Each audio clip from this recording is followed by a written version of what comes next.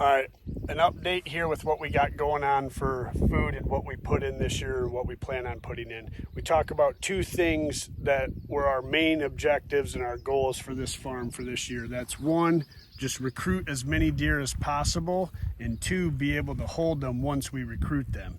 So for this phase, what we did is this farm has been out of ag production for over 30 years or around 30 years. And then it went into pasture ground. So it had a lot of regrowth that you could see throughout. And on some of these videos, you'll see the trees on the edges and you can see them encroaching on the field. So what we did was we took this entire field and got it kind of back cleaned out.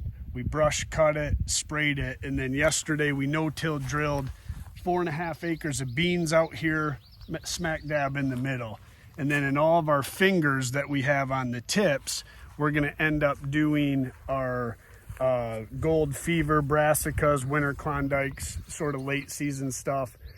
We do have a couple areas that we have penciled in for our clover rush and gold strike, but this is going to be sort of a destination plot that's set up to attract the deer late season and be dynamite. So the two corners, there's two fingers that are hard to see from here, but those will be planted on the edges with some of our seeds. And then the other thing we did off this is over here to my left, you'll see we have another area. It's a south-facing slope that we're planning to switchgrass. So we got switchgrass all in here on this area that I'm on.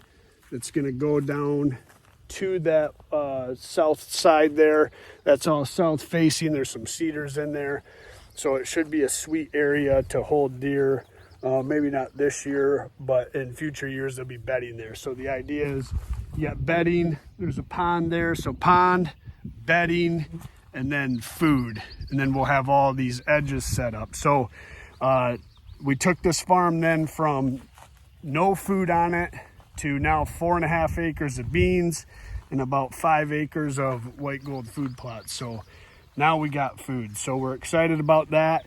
We're gonna see how that goes, and if we need to add more food, it's we got plenty of spots where we can continue to cut in and add more, but we're gonna start here, leave some of it thick around the edges, and just monitor it and see how it goes. So again, this is our approach for the food, and then we also got things going on to hold the deer. So now we're attracting them and we want them to stay here. So we got things that we'll show you that we got going on for that.